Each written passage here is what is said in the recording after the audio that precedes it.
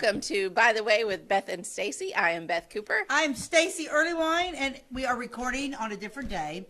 We're recording on Monday because tomorrow will be Veterans Day. So we decided to record a day early. No big deal, right? Nope.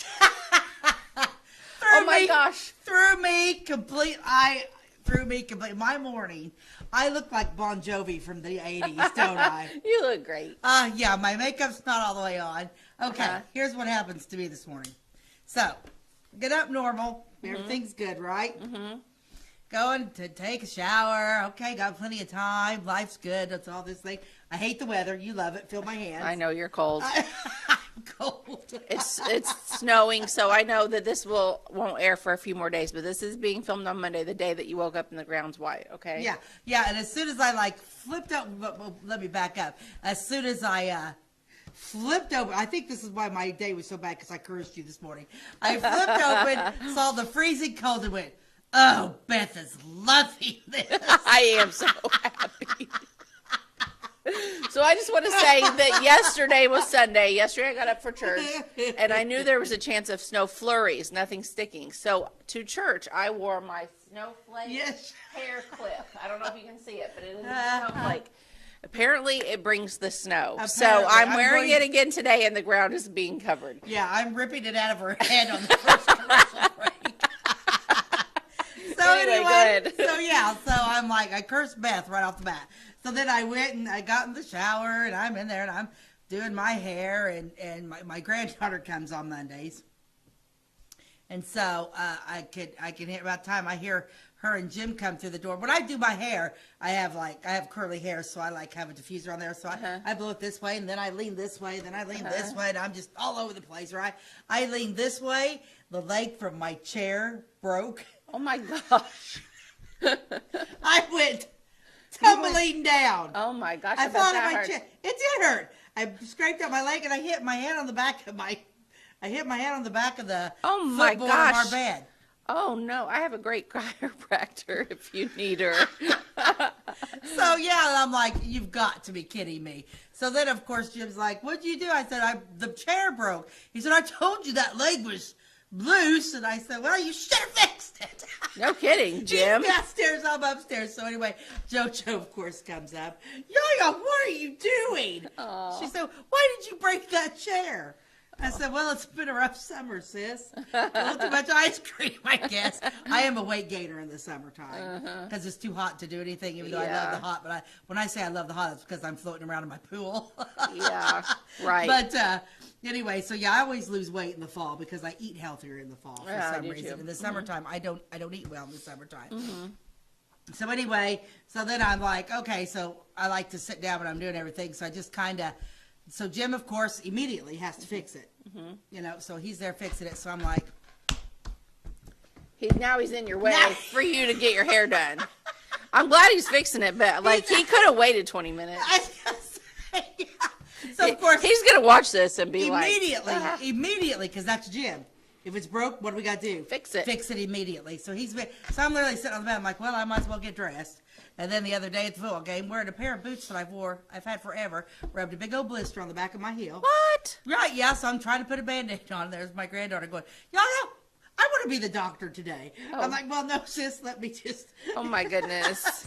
So I had Jim on the floor in front of my makeup stand, fixing the chair. I was sitting on the bed, putting my boots on. Joanna's trying to take the Band-Aids from me, and it sounds like chaos at your house. It was 8 o'clock this morning. Yeah. And I'm like, yeah, that's why my hair is it looks fine. We're halfway there. Yeah. No, it looks good. Do you want my snowflake claw clip? I might need to take, maybe if you. I am going to not wear the snowflake claw clip this weekend because Flora football. Yeah, what a great weekend. Yeah, so. That was awesome. I'm loving it. So fun. So Stacey and I were at the game on Saturday. The Flora Wolves football team, for those that have been living under a rock, won their playoff game. Have to, yeah. And they are now headed to play Maroa on Saturday. Which north of Decatur. We're going to have to go to that game because they hear that group, that team is kind of not nice. I've heard that too. And they're Christian school. It's a Christian school? It's a Christian school. I've heard they play dirty. That's what I've heard. And not really so much the kids, but the adults, like the adults, crowd. yeah. Like they're told, like, don't do this, like, don't be too loud, but then they Yeah. break all those rules and they do Yeah, all the because things. who knew that? I gotta take a drink. Okay, well, here's the deal. If we go to that game, Stacey, we're either one, taking lawn chairs, or We're gonna have to. or two, there's a farm that sits behind this. Like if we could gain access to some tractors and pull in our own bleachers behind that. I don't know Okay. what it's going to take, but I've seen a picture of their field. And they why have, are you not like- playing it at ours. Ours is better. I know. So they have this really tiny set of bleachers for the away team. Their home side looks nice. I looked at that in other pictures, but the away side is maybe a fourth the size of what we usually sit in at Flora. Maybe. It's tiny. It looks tinier than what El Dorado's was. I went to that game too earlier this year. And Nothing's worse than Mount Carmel, the snake pit. there's no way that I don't like that one either. But there's no way that Flora fans are going to fit at that game. It's gonna Everyone's going to be standing, but there's a lot of people that can't stand. Yeah, I can't. So- well, I can, but I don't want to.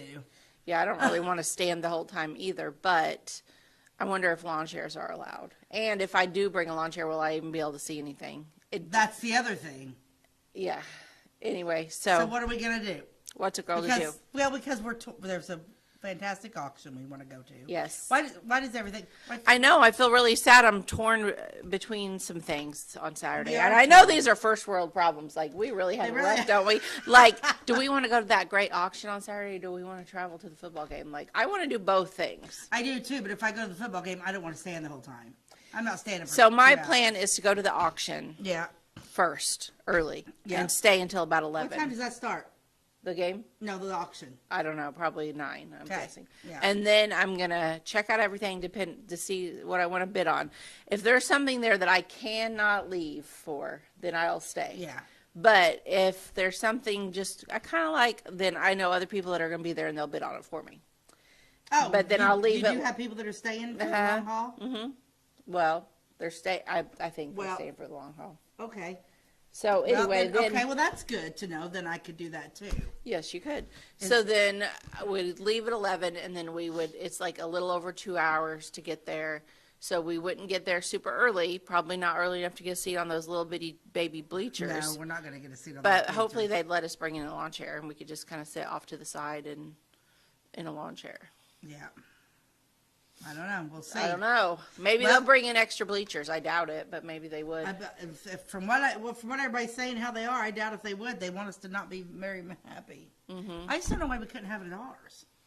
It's some kind of stupid IHSA rule. You know how their rules are. Yeah.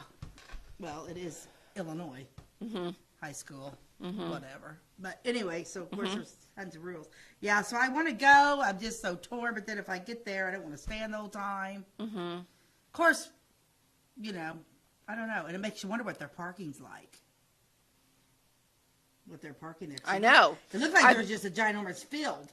So I thought of that too. So I'm already like, my head is like all these ideas like, okay, where are we going to park? How far are we going to walk to get? Because it looks like it's kind of out and like there's farms around it. It's farm farms. ground. It's farm So I'm ground. like, are you going to have to park on like a highway and then walk? And I don't like to do that. No.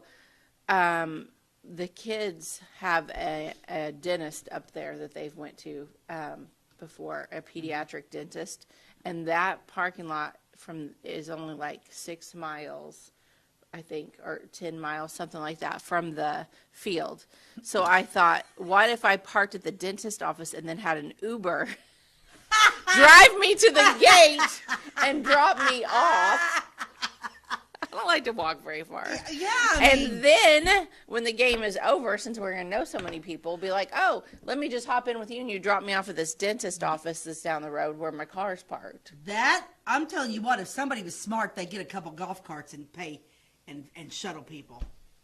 $5, I'll take you to the field. I'm like, get me there at 5 and I'll give you 10. Yeah, seriously. Yeah. Somebody should I mean, do that. our district is nice because they do that. Even in our school parking lots, Joel will have the Oh, golf yeah. cart out there and be giving people rides to the gate. I'm gonna tell you what, I know people like small town, Flora. We have one of the I think, first of all, I think Flora High School gymnasium is beautiful. Mm-hmm. It's beautiful. Our football field is top notch. Yes. I've watched my son play college football and semi-pro football. College football over at Greenville. Greenville doesn't even touch Flora's, and that was $35,000 a year to send a kid to Greenville. Mm-hmm. And it doesn't even touch Flora's high schools. And then he played for the Missouri Cyclones over there in Missouri. St. Louis.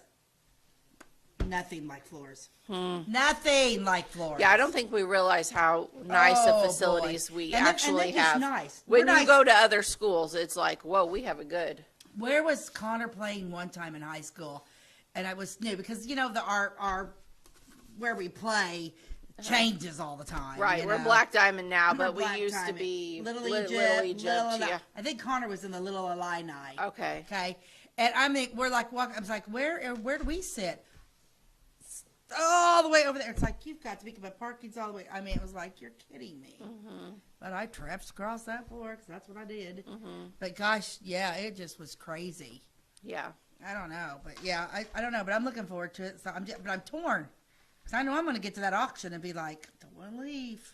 I know, because here's the thing. And when I see something I want at an auction, I don't usually leave and I don't usually lose. I don't either. Once I get my mind set. Me too. There's been times that I've could call Jim from an auction and be like, yep, you might want to unload that trailer because Mama's coming home with this big wardrobe. I did it one time too. Yep. But typical Jim, he just Jim. Whatever I ask Jim something, Jim always says, "Stacey, it's your world. I'm just living in it." Yeah. That's what he says. Yeah, that's good. My husband does not have that same attitude, so that's a good thing. That's a good thing for Jim. It is. But anyway, so we probably should get to do we need to have an ad? You can do your ad. Okay, let's see. Which one did I pull up?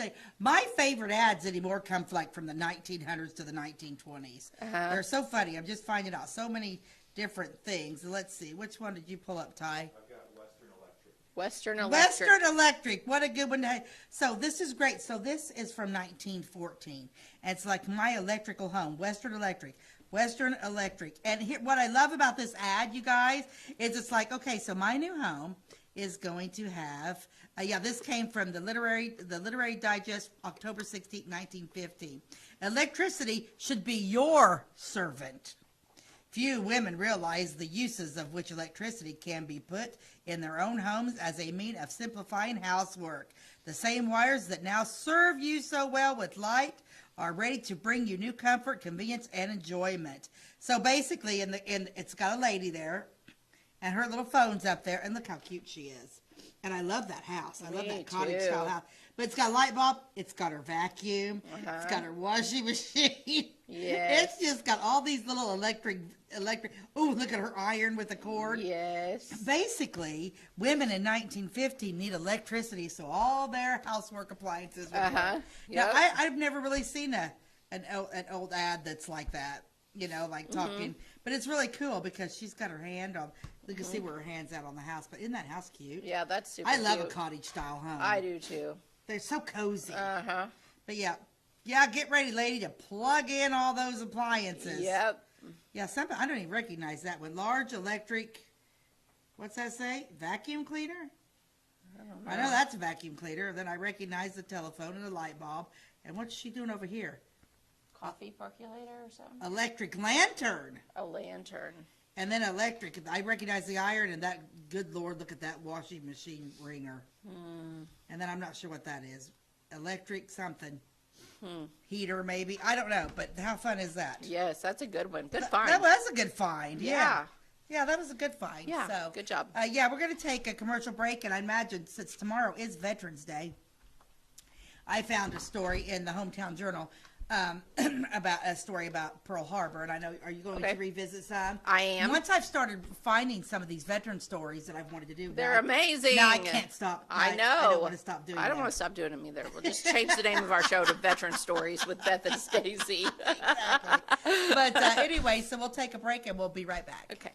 We like technology at Flora Savings Bank. Here's what you can accomplish in our mobile banking app in less than 30 seconds. See account balances in your transactions, set up an account alert, make a transfer between accounts, get an alert text message about your transfer, pay a bill, turn your debit card off and then back on. It all happens in the palm of your hand with our free My Bank to Go app. Search My Bank to Go in the App Store or Google Play and give mobile banking a try. Flora Savings Bank, member FDIC and equal housing lender. My name is Robin Stanford. I own Stanford Marketing. It's a promotional products business along with an embroidery business. And we do custom hats, t-shirts, anything, you name it, we can make it. People like that we do stuff in-house and we can actually make things here and that we're not contracting the work out to other places. We never say no. We always try to find a way to do it. If anybody can do it, we can do it. We are hardworking women, that is for sure. Come to Stanford Marketing in Flora for all your custom and promotional needs. Give me all your lumber. Doors, paint, windows, electrical, plumbing, and much more. Oh yeah, give me all your guns too. John Lucas, What? you better be dreaming about all the stuff we sell here at Zink Building Center. Oh, I would. Zink Building Center in Louisville on Route 45. It's a cool place.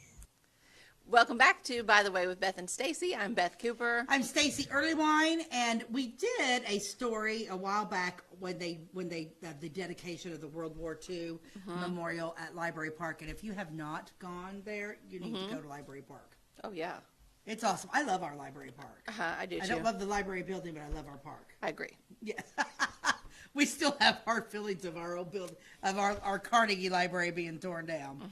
But this was this was life on the home front during World War II. I found this article. Pat Cooper, my friend Paula Cooper, her mother Pat, she passed away, and she had totes and totes full of hometown journals. So I was like, Paula was like, "What do I do?" I said, "Don't throw them away. I want them all." Well, she was huge on veterans. Yes, she loved was her very veterans. involved in the American Legion. Yeah, she was, and Pat was Citizen of the Year too one time. I think she got Citizen of the Year. I think she did. I think she did. Yeah. So anyway, I found this. I was going through these things. It was like with Veterans Day, and this show is going to air after Veterans Day. But I'm like, well, the stories are just too good not to tell.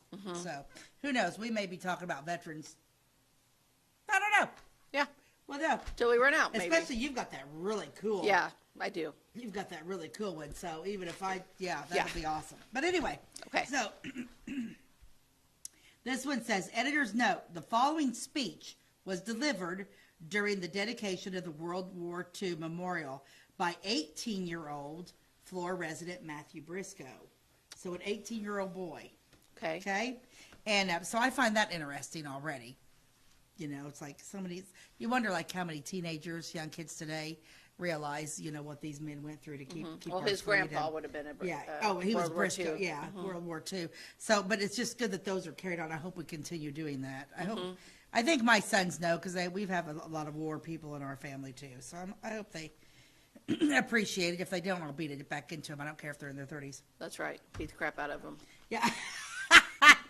So this young man, and let me see, I sent a picture in of him, Ty. It's a young man, and he's like speaking this story.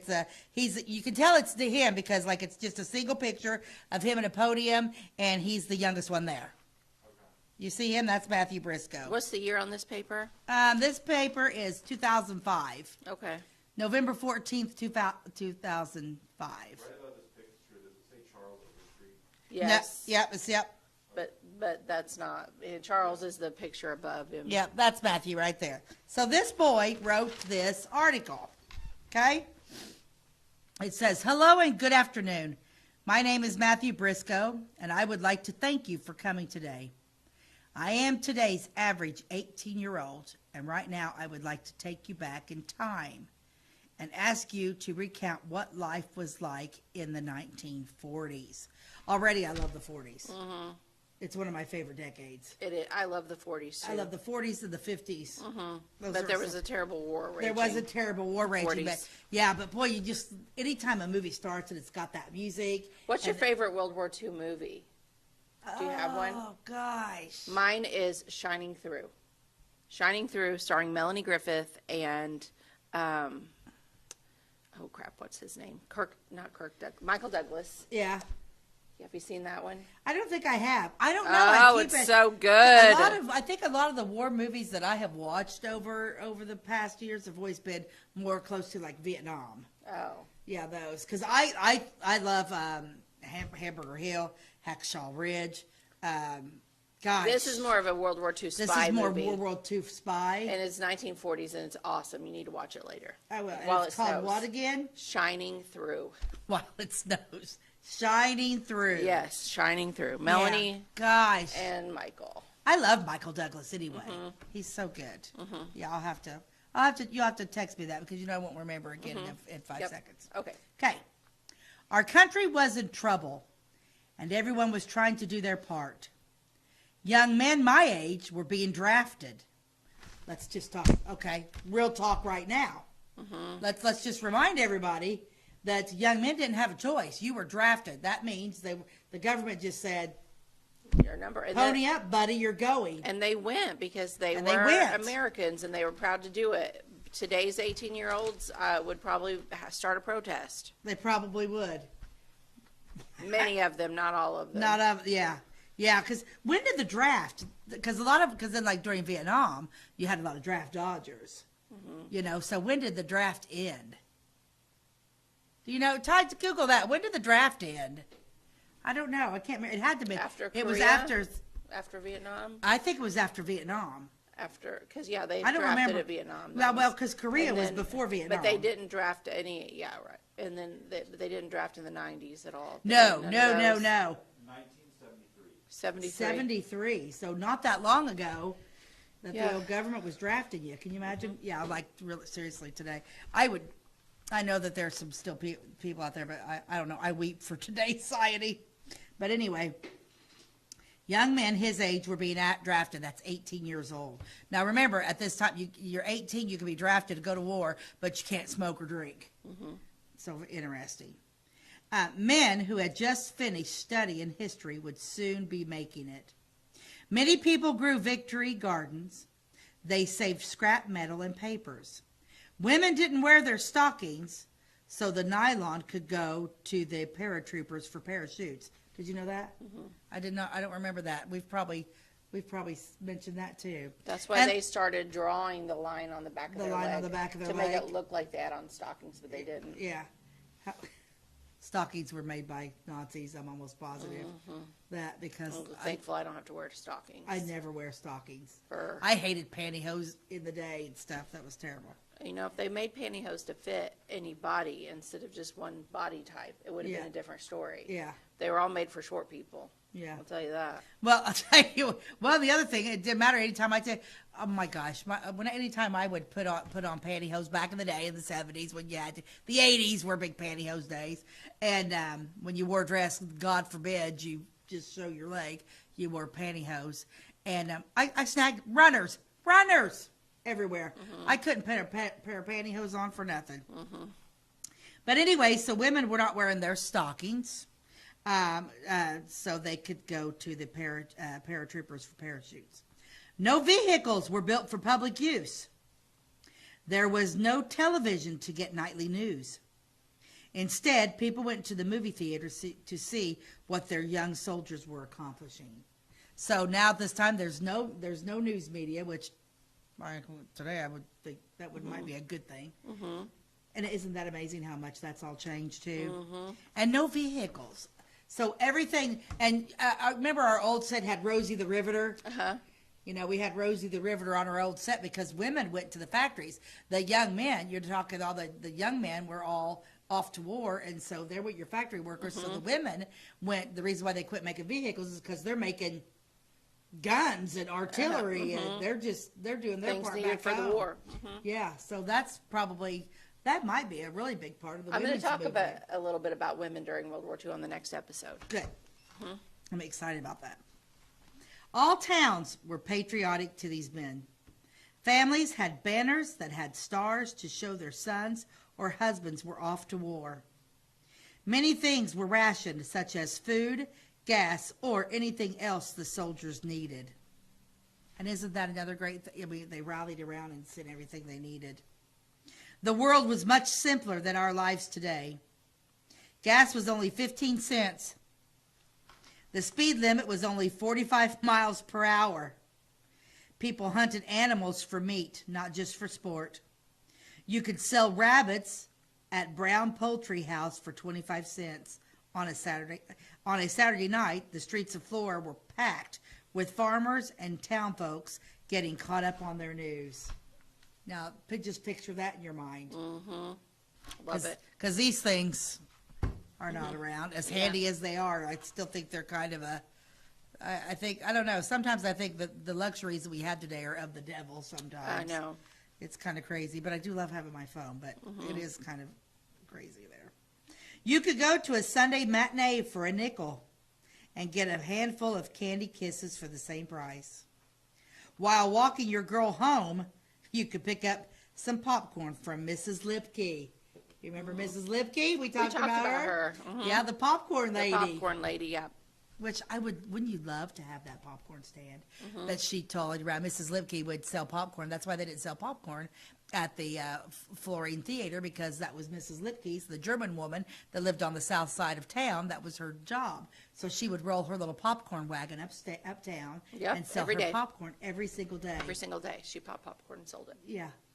I wonder what happened to that wagon. I don't know. That'd be a treasure, wouldn't it? Without television, you depended on the radio. Some of the more popular shows were Jack Armstrong, The All-American Boy, The Lone Ranger, and Little Orphan Annie, which was sponsored by, what do you think, what were they sponsored by?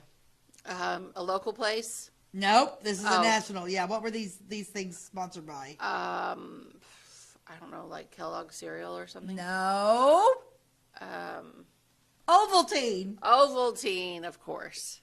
Yes. I'm trying to, what was the, do you ever watch, well, of course, The Christmas Story? Yes. When he gets his BB gun. What, was it sponsored by Ovaltine?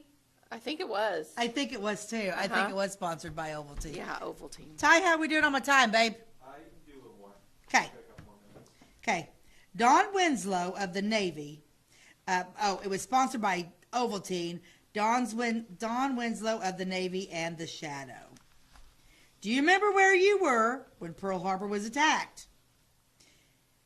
What were you doing on that December Sunday? Well, I wasn't born, so I was not yet. But I feel like for our generations, I said, because, I was born in 67, you're born in the 70s, so we really skipped, we had the Gulf War and that type of stuff, but that seems like it wasn't the same as what these are. But, so I think for our time, it's like, where were you when the World Trade went down? I know exactly where I was for that day. Yeah, I was, literally, I just walked into my shop in Clay City and turned on the news and we just stood there in stun. So I can only imagine what it was like when the war sirens go off and full-blown wars, world war is going on. Yeah, I can't even imagine. I can't even imagine it. This was just the start of the two-front war we were just about to begin. Do you remember boot camp or basic training, or just thinking about what you did to deserve this? How about the pinups of your wife, girlfriend, or Betty Grable? How about all the signs that said Kilroy was here, or hearing I have returned on the radio? Back home, the newspapers told the victories our young American men were winning. This was the time when men were fighting for us, not athletes or actors who say they aren't getting paid enough to do what they love. Ordinary men were heroes, our heroes.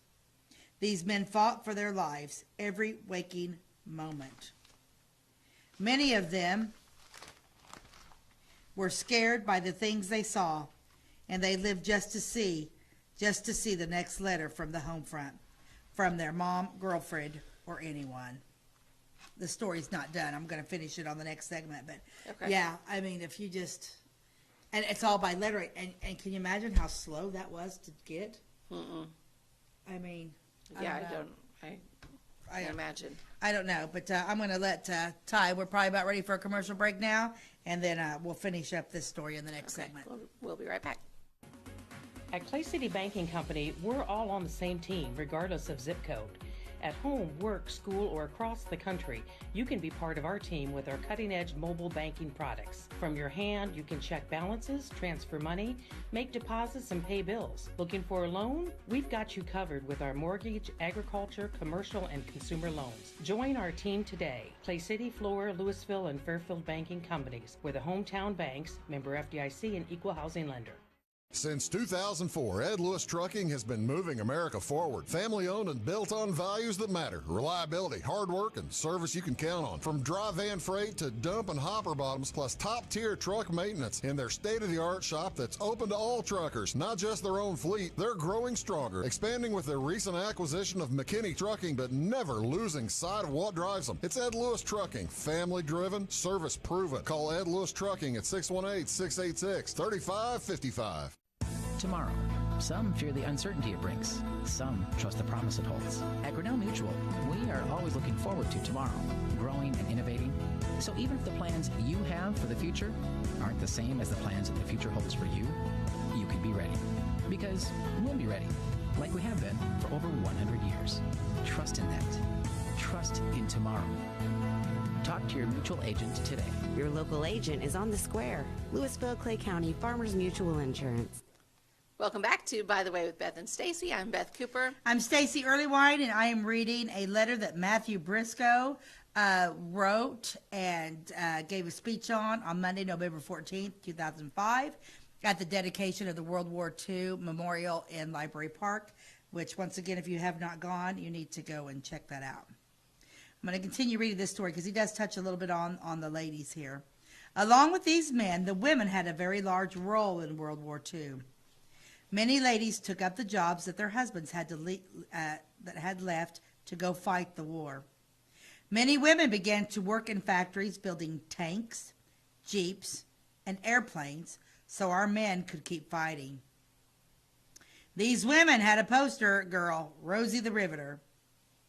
Many women also joined the military and served in various branches, including the Army, Auxiliary Corps, and in the Marines, Navy, and even the Coast Guard. These women were pilots, nurses, cooks, typists, truck drivers, airplane mechanics, you name it, they did it. So, women literally just took, you got to realize that you're talking the 1940s here. So women are used, like the picture that women are used to wearing their pearls and their dresses, and they went literally from housewife to factory worker overnight. That's pretty much. Yeah. And I see, now I didn't realize at the time of reading the story, I didn't realize that they actually went into the military. I knew that there were, nurses and secretaries, but I didn't realize they actually joined the Army and the Marines and the Navy and the Coast Guard and all that kind of stuff. So yeah, that was just a different time for women too. Do you know some of the stories of the local men who fought for our country? One man drove a tank across Europe. We had men who fought on Guadalcanal, Okinawa, Saipan, and Iwo Jima. Our men were in Hiroshima and Nagasaki. One man even saw the 6 men raise the flag in Iwo Jima. Wow. Another was part of the Battle of the Bulge.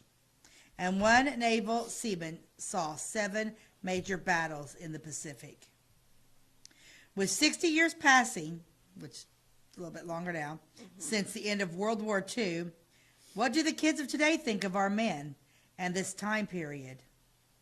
I am just proud to say that I know men that would give up everything to fight for my right to do what I want to do today. Some kids just can't believe how we could come up out of a Great Depression, band together to raise up this country and come out ahead. Some are just baffled at how many men fought and how many lives were affected by what took place. With today's media, we can see live shots from the battlefront, so we see more of what takes place. But much of our population takes for granted what these men have done. Lastly, just a little about the memorial we are dedicating today. The flag that is flying over the memorial has 48 stars, just like the flag these men fought under. The eagle is our nation's bird and a symbol of freedom. The globe below the eagle is the world. The globe below the eagle is the world on which these men fought all over. The cap below the globe states the greatest generation, because this generation banded together and finished ahead of what they started. They say on the front of the memorial states, uncommon valor was a common virtue, which means every man gave it his all. On the back of the memorial are the names of the men who sacrificed their lives for our freedom today.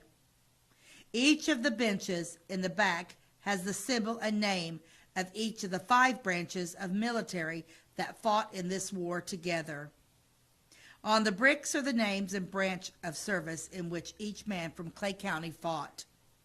Again, I would like to thank you all for coming out and spending this time to remember the men who fought and the men who died for our freedom on Veterans Day.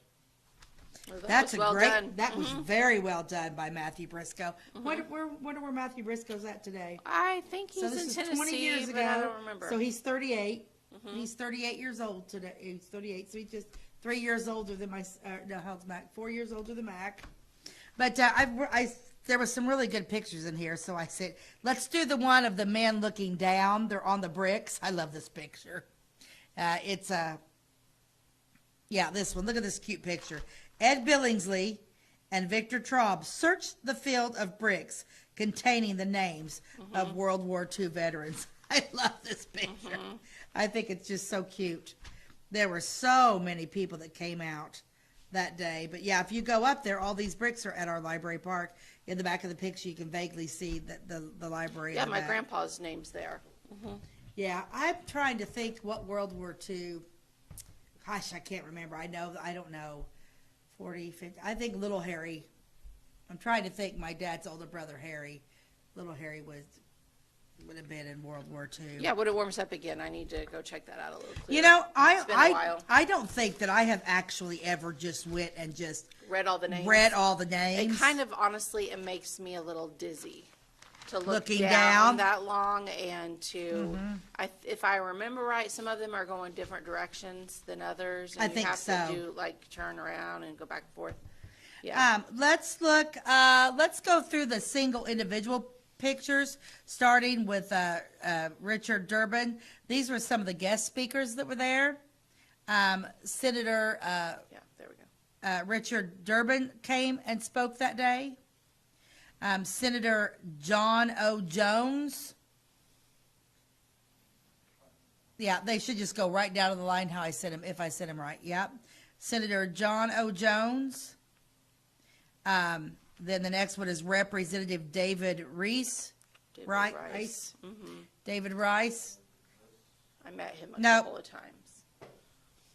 That one's him, David Rice. Well, the only time I really ever met him was whenever during the Halloween parade when he was running for office. Did you notice his blue eyes? He had these. No. He had like the bluest Blue eyes blue, no. ever. Like they Really? were like almost like what you see now if you have like contacts that make them super blue, but back he didn't. They were just really bright. Whatever happened to him? I don't know. Huh. But back then, see on this paper, they're listed. They're just senators. They're not listed Democratic senator, Republican senator. No, they're just senators. They're just senators. Everybody was on the same team. Yeah, you wouldn't be able to do Minor differences in Minor policy, but differences. otherwise everyone was together. Yeah. Okay. And then the next one is a female, Deb Detmers. Now that name does not. No, and she doesn't have she's not a politician. She might have just been a relative of a serviceman or something Yeah. that spoke. And then we have, of course, we got Harley Bonham. Harley Bonham, he writes a lot of our speeches today, or he Local history. Local history. Yeah. Of course, then you got old Mayor Charles Overstreet. That's Charlie Crowder. But we'll talk about Charlie real quick. That's Flora Mayor Charles Crowder. He was the mayor at the time. He was the MC for the dedication ceremony. That's Charlie Crowder. But then we have an older gentleman, Charlie Overstreet, which was one of our mayors. And, he's white. He got white hair. He has a American Legion hat on. American Legion hat on. Oh, Okay. how is it that I We can missed I one. can miss that? That's okay. We've showed him before. But yeah, He was there. but Charlie Overstreet, Boss Hog. Boss Hog. Boss Hog, is we is or is we isn't. Okay, let's see. Now you pull a picture up and I'll see if I can see it from here. And then I'll find it in my newspaper. Oh, yeah, look at this little guy.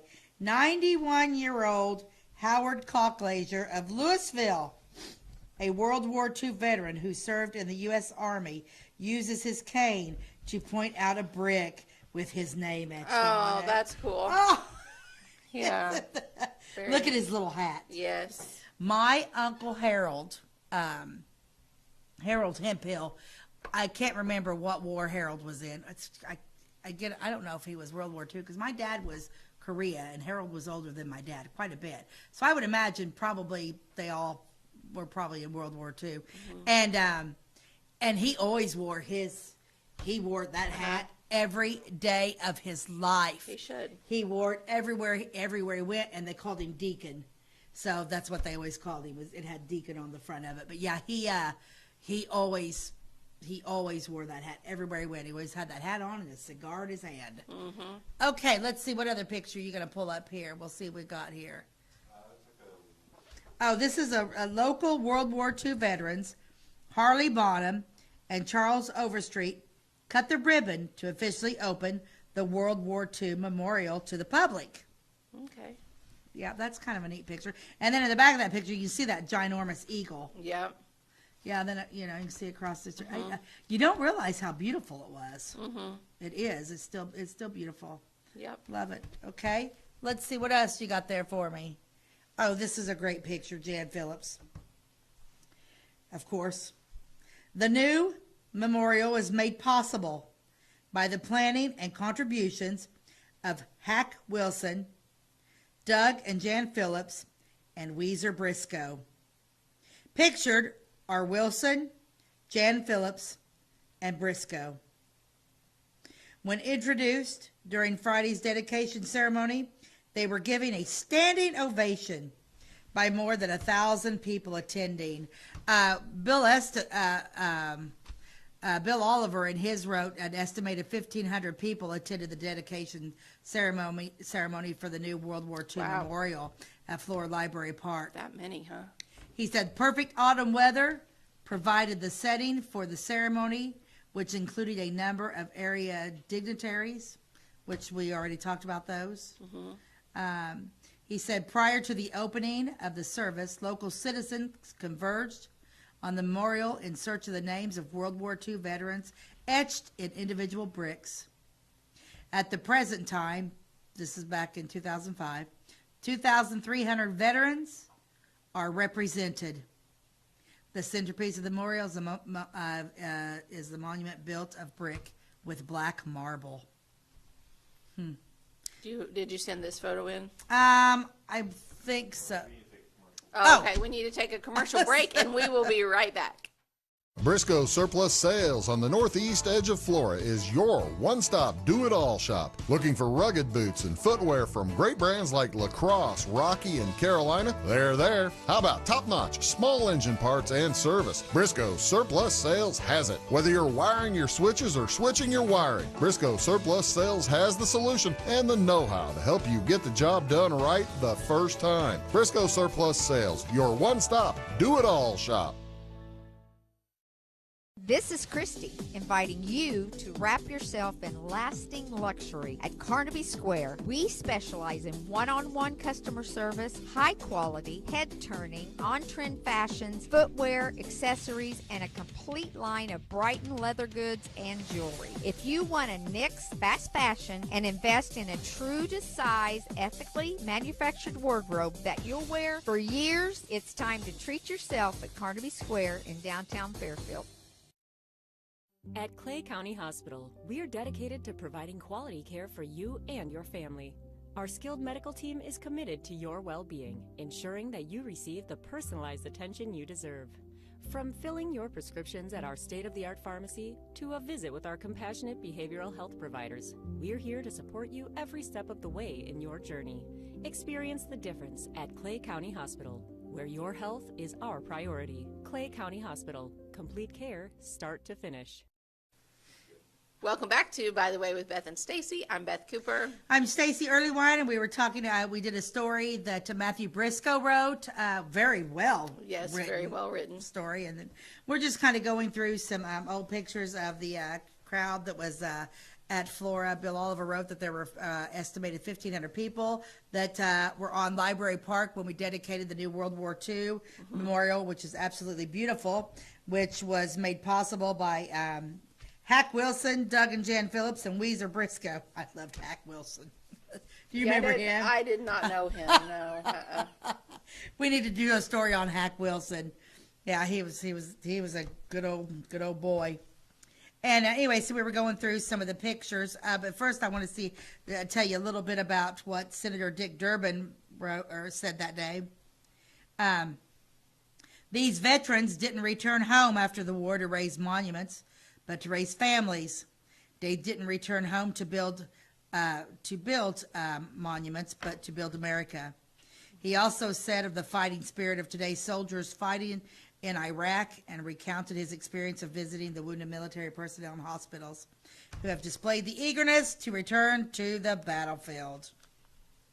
Yeah, we just don't realize. Let's show a picture of one of the pictures I sent in of the crowd. Yeah, the crowd shot. See, that's beautiful. Mm-hmm. Yeah, there were a lot of people there. There were a lot of people. 1,500. I'm surprised it was that many. Yeah. So then that's the crowd of people that were there. And then I have one more picture. The boys. Oh, let's look at this. I should have that one of the Boy Scouts. This is a really good picture. This is local World War II veterans. Harley Bonham with Charles Overstreet and U.S. Senator Richard Dick Durbin at Friday at the memorial dedication at Library Park.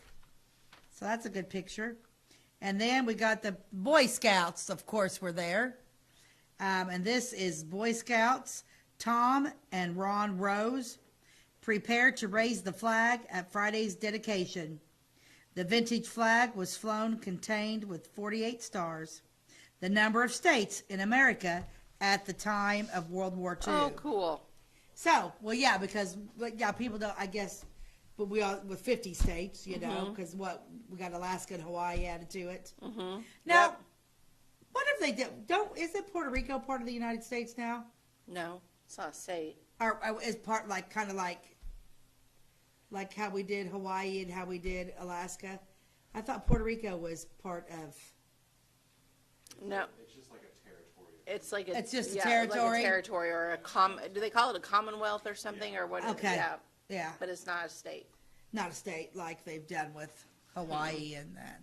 But, so I suggest, it's the Greatest Generation World War II Memorial.